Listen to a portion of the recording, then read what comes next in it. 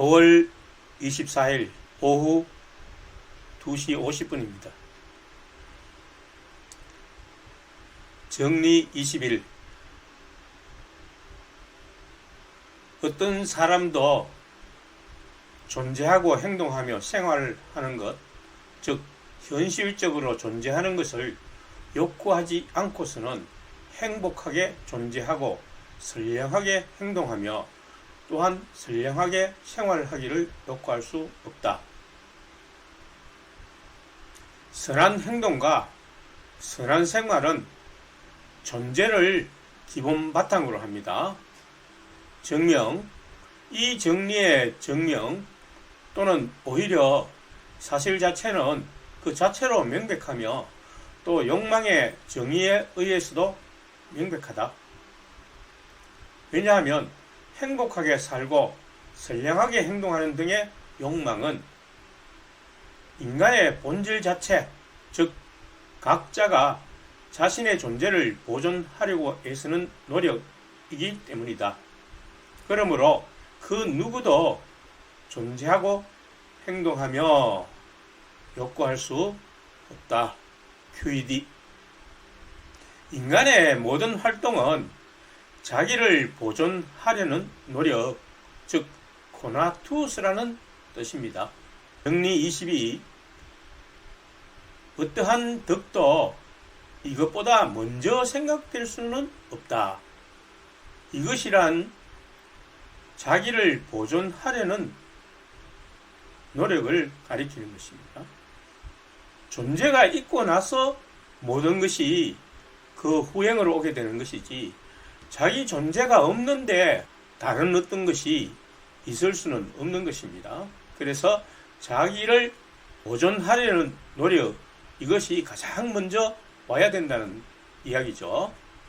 정명, 이 정리의 정명 또는 오히려 사실 자체는 그 자체로 명백하며 또 욕망의 정의에 의해서도 명백하다.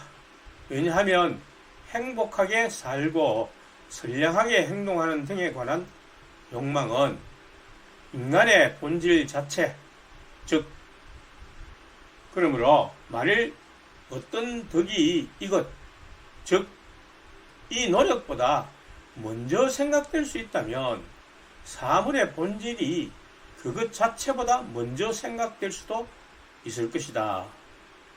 이것은 부조리하다. 터무니없다. 그러므로 정리를 반복합니다. 모든 활동이나 덕은 그 기본 바탕이 자신을 보존하려는 욕망에서 비롯되는 것입니다. 자신의 보존보다 덕이 먼저 있다고 생각하는 것은 사물이 먼저 있고 본질이 존재하게 된다는 순서의 뒤바뀜인 것입니다. 보충을 보시죠. 자기를 보존하려는 노력은 덕의 제1의 유일한 기초이다. 왜냐하면 이 원리보다 앞서 다른 어떤 원리도 생각될 수 없으며 이 원리 없이는 어떠한 덕도 생각될 수 없기 때문이다. 코나투스, 즉 자기 보존을 위한 노력, 욕망, 이것이 덕을 포함한 모든 활동의 제1 원리가 된다는 뜻입니다. 정리 23. 인간이 타당하지 못한 관념을 가짐으로써 어떤 것을 행하도록 결정되도록 하는 한에 있어서는 그가 덕에 의해 행동한다고 절대적으로 말할 수 없다. 그러나 그가 인식한 것에 근거하여 그렇게 결정되는 한에 있어서만은 그렇다고 말할 수 없다. 이제 스피노자는 드디어 이성을 덕과 연관시킵니다. 타당하지 못한 관념이라는 것은 정확하지 못한 인식이죠. 그러니까 그 인식의 정확성은 우리 인간 이성을 제대로 사용하는 하는 데에 달려 있는 것입니다. 정확한 인식에 의한 이성적 행동만이 덕이 될 수 있다. 정확하고 충분한 인식 없이 행동하는 것은 걸음지고 장에 가는 길이므로 덕이 될 수 없다. 정확하게 알아야만 능동적이 되고 그 능동성이 덕이 된다는 것입니다. 그러니까 스피노자는 여기서 아는 것, 정확히 아는 것 자체가 바로 인간의 활동을 의미한다고 볼 수 있습니다. 왜냐하면 인간은 자기가 인식하는 대로 행동하기 때문입니다. 그런데 우리가 앞선 정리들에서 인식은 제대로 하는데 그것이 변덕스럽게 되고 감정의 노예가 되는 그 이유들을 알아봤죠. 그러니까 이러한 이성의 활동과 관련해서 전부 알아봐야만 우리가 최종적인 결론을 내릴 수 있는 것입니다. 분명 인간이 타당하지 못한 관념을 가짐으로써 행동하도록 결정되는 한에 있어서 그는 작용을 받는다. 즉 수동적이 된다.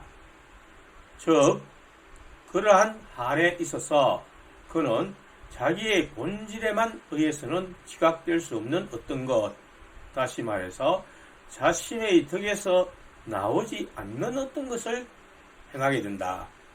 그러나 그가 인식하는 것에 근거하여 어떤 것을 행하도록 결정하는 한에 있어서는 그는 능동적이 된다. 즉 작용한다라고 말할 수 있겠죠.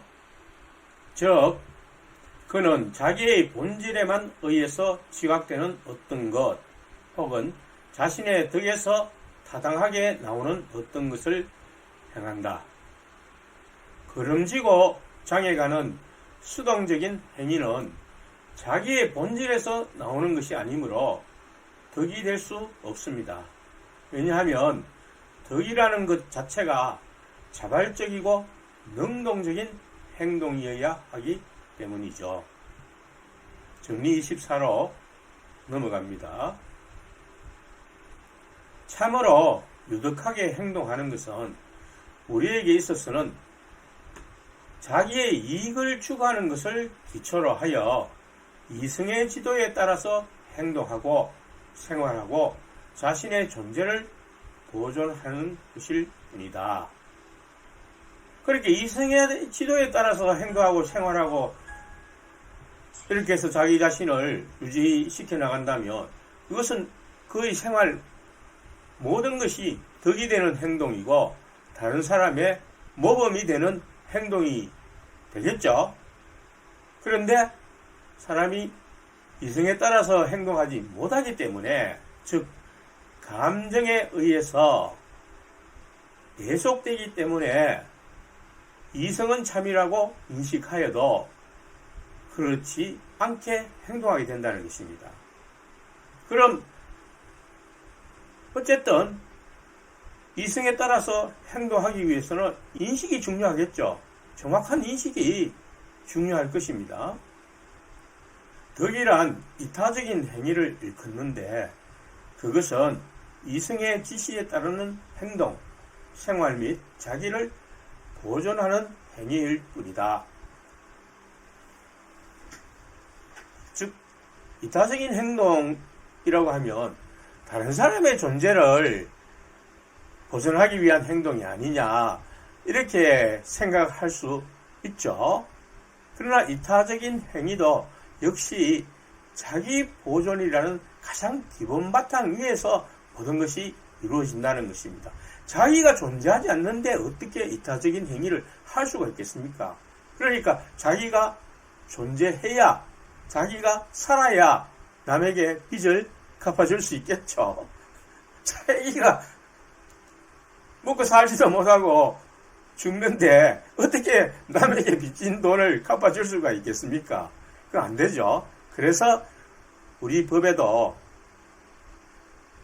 기본 150만 원인가 뭐 200만 원 인가까지는 아무리 빛을 줘도 그것은 가져가지 못하도록 정해져 있는 것입니다. 정명, 참으로 유득하게 행동하는 것은 자기 고유의 본성의 법칙에 따라서 행동하는 것일 뿐이다. 그런데 우리는 인식하는 한에 있어서만 작용한다. 즉, 우리가 뭘 알아야만 능동적으로 활동이 가능하다는 얘기죠. 작용한다는 능동적인 거니까. 그러므로 유득하게 행동하는 것은 우리에게는 자기의 이익을 추구하는 것을 기초로 하여 이성의 지도에 따라서 행동하고 생활하고 자신의 존재를 보존하는 것일 뿐이다. 정면 끝. 어떤 사람도 다른 것을 위해서 자신의 존재를 보존하려고 애쓰지는 않는다. 정리 25입니다. 자, 이것은 너무나 자명한 것입니다. 자기 자신이 가장 기본이 된다는 것이죠. 정명을 보시죠. 각각의 사물이 자신의 존재를 끈질기게 지속하려고 애쓰는 노력은, 그래서 번역이 끈질기게 지속하려고, 계속적으로 지속하려고 그런 뜻입니다. 애쓰는 노력은 오직 그 사물 자체의 본질에 의해 정의된다. 오로지 주어진 이 본질에서 각자가 자신의 존재를 보존하기 위해서 노력한다는 결론이 필연적으로 나오며 다른 것의 본질에서 그러한 결론이 나오는 것은 아니다. 더욱이 이 정리는 정리 22의 계에 의해 명백하다.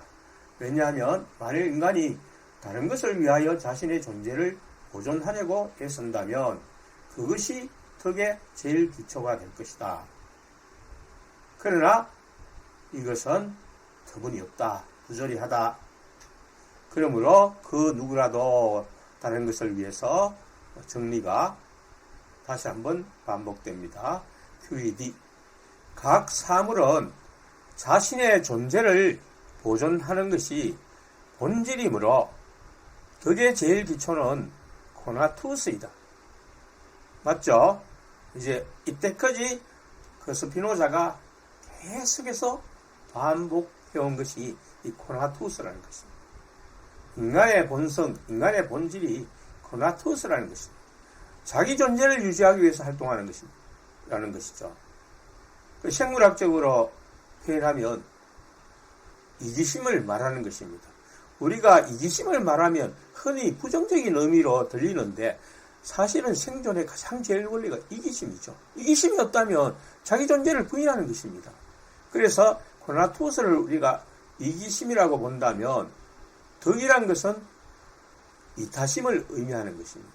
그러니까 코나투스가 존재함으로 해서 덕이 비로소 후행하듯이 이기심이 있으니까 그 이기심을 보존하기 위해서 이기심을 발휘하기 위해서 이타심이 같이 존재하게 된다는 것입니다. 만일 다른 사람의 존재를 보존하는 것이 본질이라면 그것이 덕의 제일 기초가 될 것이다. 하지만 이것은 코나투스의 정의에 모순된다. 여태까지 우리가 코나투스는 자기의 존재를 유지하는 것, 기쁨을 유지하고 슬픔을 제거하는 활동, 노력, 욕망이라고 했는데 이제 와서 거꾸로 바뀔 수는 없죠. 정리 26. 우리가 이성에 근거하여 노력하는 것은 모두 인식하는 것일 뿐이다. 즉 이성은 그 역할이 인식하는 역할이라는 것입니다. 각 사물이나 상황을 파악하여 이해하는 것이 이성의 모든 역할이라는 것입니다. 즉 understanding 하는 것이죠. 영어 번역판에도 요 인식하는 것을 understanding이라고 했습니다. 사물을 파악하여 이해하는 것. 그러니까 인식이라는 단어가 여러 가지로 이렇게 나오는데 know, 알다, 이것도 인식하는 것으로 번역할 수 있고 또 recognize 이것도 인식하는 것으로 번역할 수 있고 understand도 그렇게 번역할 수 있죠. 그러니까 문맥에 따라서 적절하게 번역된 것 같습니다. 정신은 이성을 사용하는 한 인식에 도움이 되는 것 이외의 다른 어떤 것도 자기에게 유익하다고 판단하지 않는다. 오직 이성은 인식하는 것과 그 인식에 도움이 되는 것을 유익하다고 생각할 뿐이라는 것입니다. 그러니까 이것이 이성의 모든 것이라는 것입니다. 뭐 다른 여러 가지로 좀 다양하게 이렇게 표현은 할 수 있을지 모르지만 가장 단순하게 표현하면 이 하나로 압축할 수 있다는 것이죠. 이성의 역할이란 사물이나 상황을 파악하여 이해하는 것이며 그러한 역할에 도움이 되지 않는 것은 유익한 것이라고 판단하지 않는다. 선이라고 판단하지 않는다. 정녕 자기를 보존하려는 노력은 사물 자체의 본질일 뿐이다. 그리고 그 사물은 그러한 것으로서 존재하는 한 존재를 지속하기 위한 힘과 그것에 주어진 본성에서 필연적으로 나오는 것들을 행하기 위한 힘을 가진 것으로 생각된다. 그런데 이성의 본질은 뚜렷하고 명확하게 인식하는 한에 있어서의 우리의 정신의 따름이다. 뚜렷하고 명확하게 라는 단어가 상당히 많이 반복되죠. 그래서 이것을 한자어로 나타내어서 다른 철학서들에 보면 명석판명하게 이렇게 번역이 되어 있어요. 뚜렷하게라는 영어 단어는 clearly, 명확하게 라는 영어 단어는 distinctly. 발음은 제가 별로 좋지 않습니다만 무슨 의인지 알아들을 수 있겠습니다. 명석판명하게 인식하는 한에 있어서의 우리의 정신의 따름이다. 그러니까 이성이라는 것 자체가 사물을 정확하게 이해하는 것이 그 이성의 본질이라는 것입니다. 그러므로 우리가 이성에 근거하여 노력하는 것은 모두 인식하는 것일 뿐이다. 이성의 역할은 사물을 인식하는 것이 모두라는 것이죠.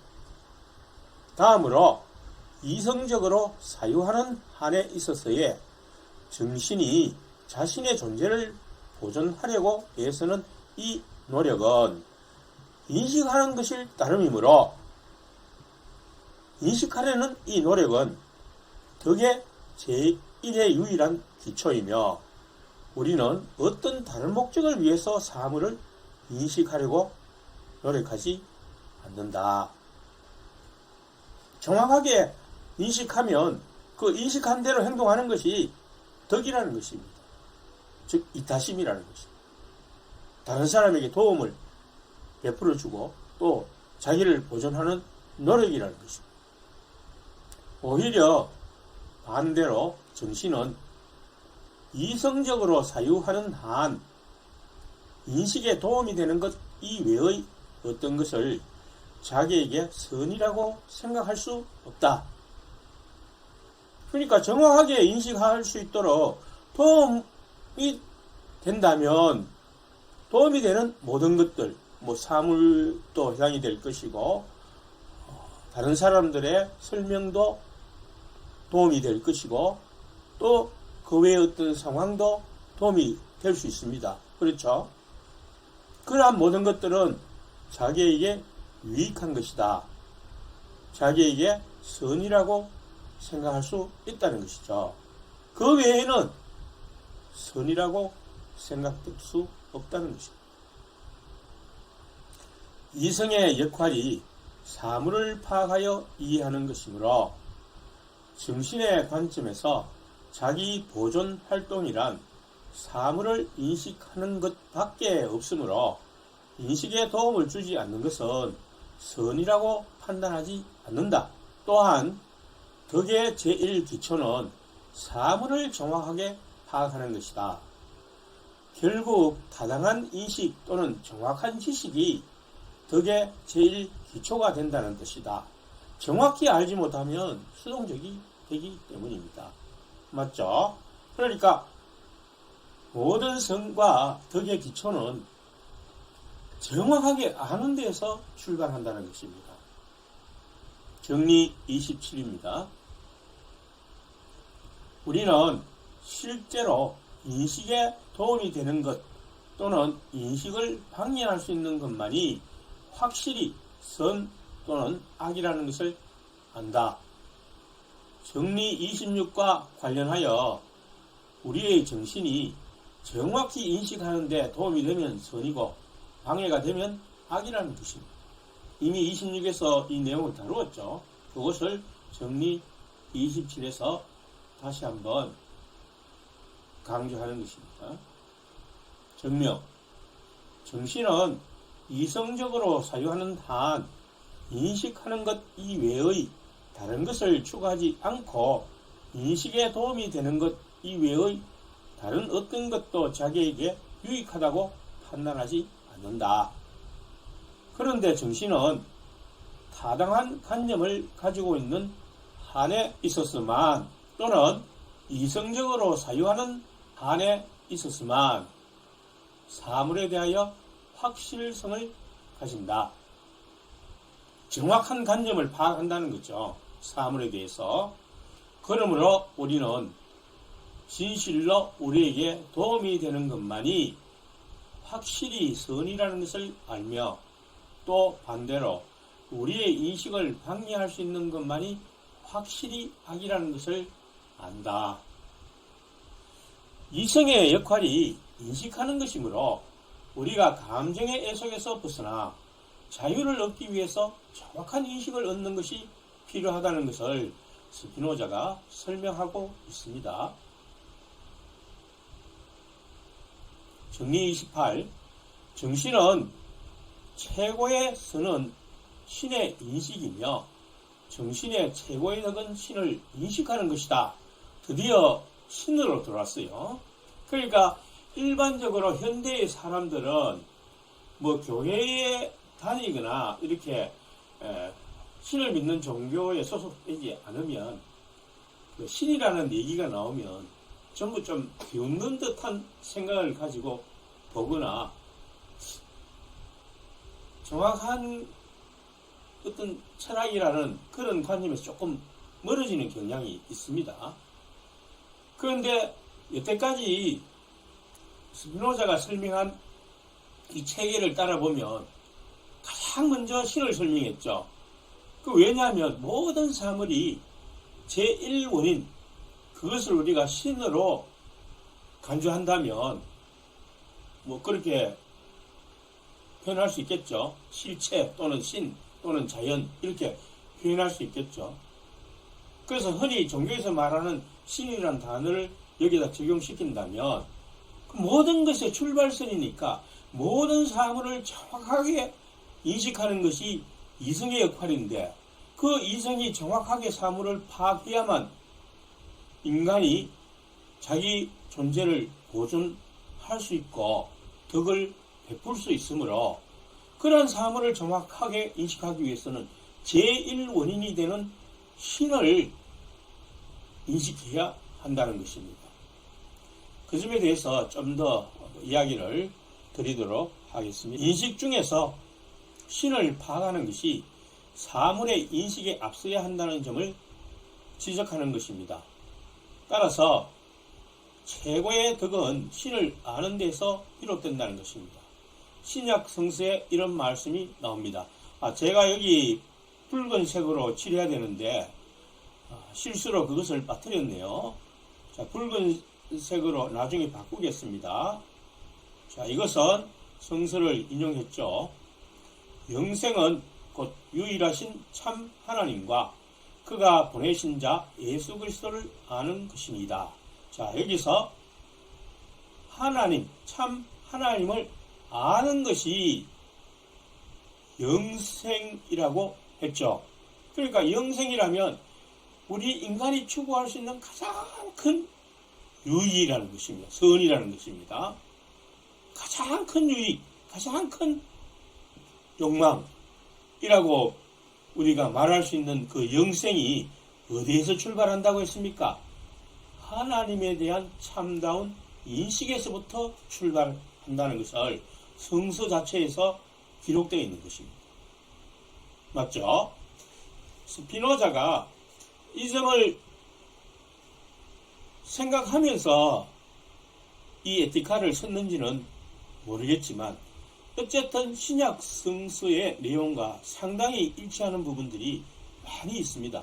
그럼에도 불구하고 당시에 그 일반 기독교계의 목회자들의 설교와 많이 다른 점은 일반 설교자들은 인격신을 설명하고 또 자연을 초월하는 자로서의 절대신을 설명하는 데 비해 스피노자는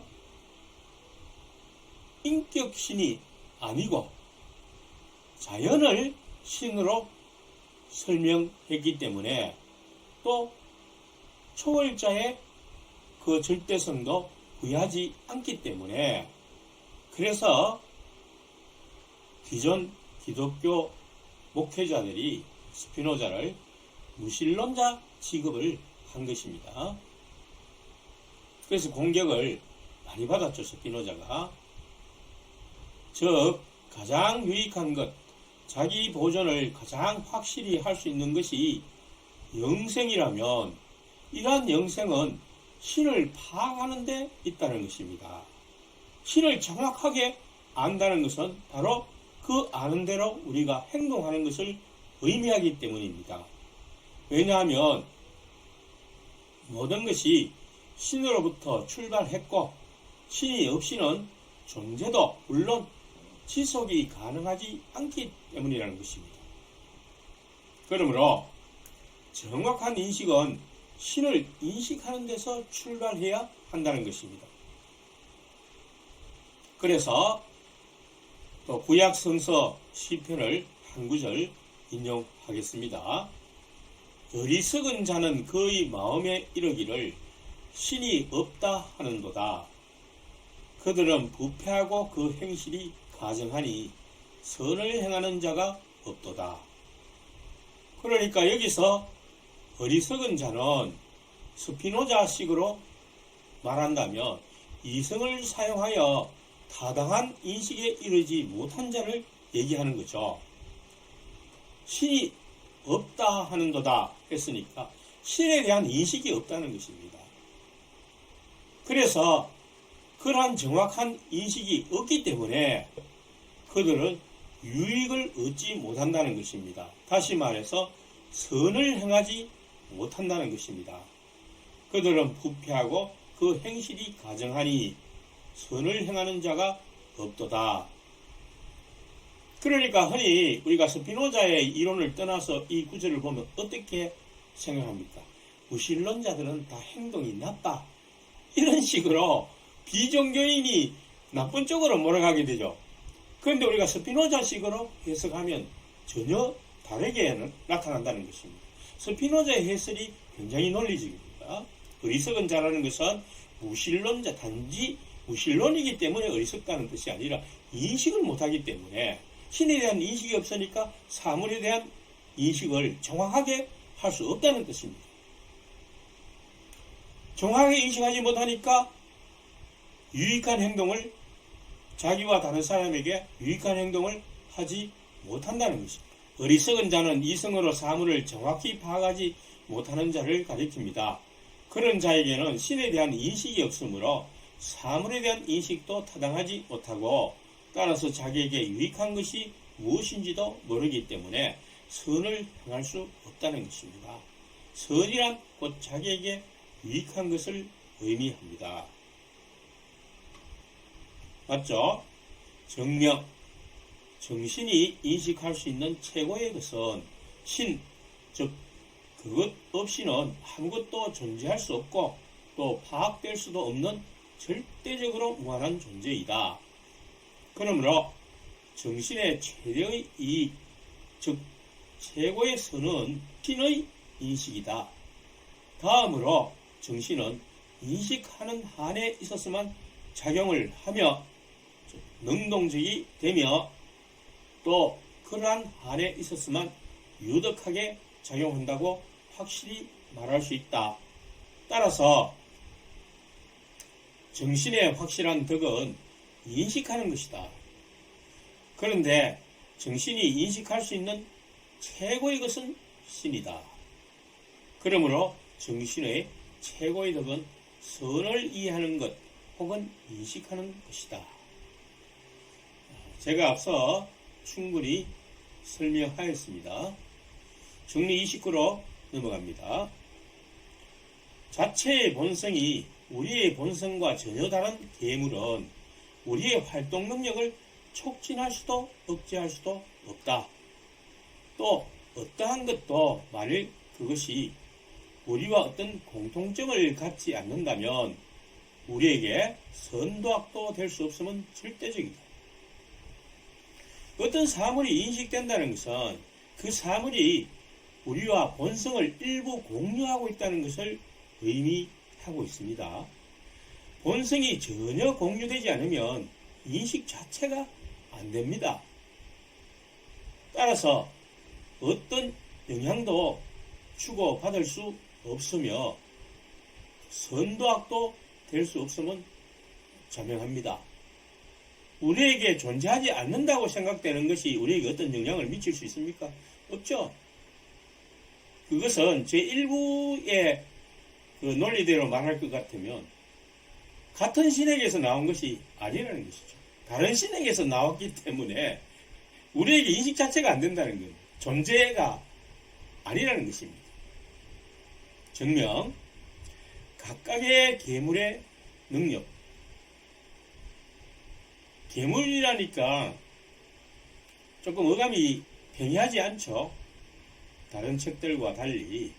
그래서 각 사물 이렇게 보면 되겠습니다. 각각의 사물, 각 사물, 모든 사물 이렇게 보면 되겠습니다. 따라서 인간이 존재하고 작용하는 능력은 다른 괴물에 의해서만 결정되며 그 괴물의 본성은 인간의 본성이 파악되는 것과 동일한 속성에 의하여 파악되지 않으면 안 된다. 그러므로 우리의 활동 능력은 그것이 어떤 식으로 파악되든 우리와 어떤 공통점을 갖는 다른 괴물의 능력에 의해 결정될 수 있으며 따라서 촉진되거나 억제될 수 있고 자체의 본성이 우리의 본성과 전적으로 다른 것의 능력에 의해서는 촉진되거나 억제될 수 없다.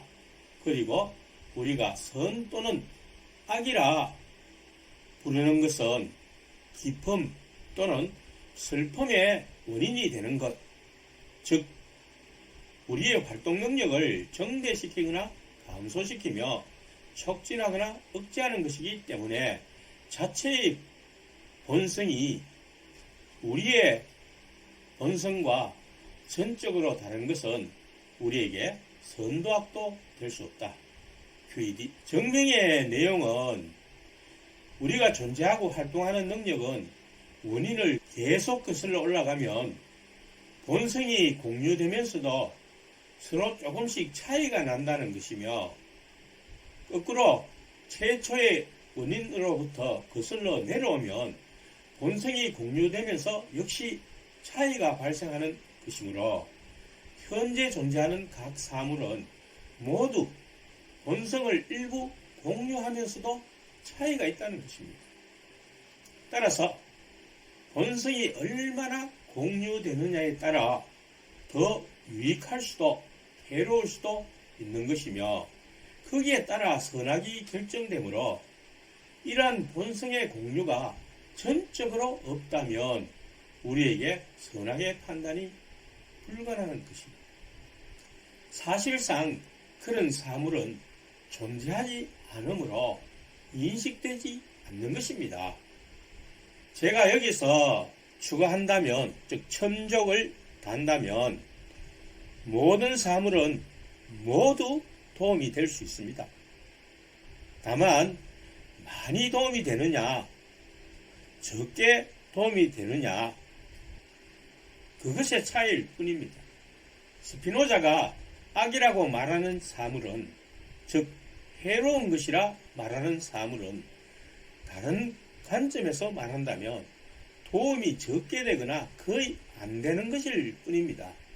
왜냐하면 스피노자의 설명에 따르더라도 모든 사물은 본성을 어느 정도 공유한다는 자체가 어느 정도의 유익, 즉 선을 내포하고 있다는 것이기 때문입니다. 또한 스피노자가 음악의 예를 든 것처럼 사물 자체는 그것을 상대하는 사람의 활동이나 상황에 따라 선이 상대적으로 작용한다는 사실도 이해할 수 있는 것입니다. 제가 조금 추가를 해봤습니다. 정리 30으로 넘어가겠습니다. 어떤 것도 그것이 우리의 본성과 공통적으로 가지는 것으로 말미암아 악이 될 수는 없다. 그것이 우리에게 악이 되는 한에 있어서 그것은 우리와는 반대된다. 스피노자가 역시 빠뜨리지 않고 설명을 하고 있네요. 제가 추가할 필요가 없었던 것인데 쓸데없이 추가한 것 같습니다. 정리 29에서 제가 말씀드린 대로 스피노자도 그대로 인정하고 있습니다. 모든 사물은 선이 된다는 것입니다.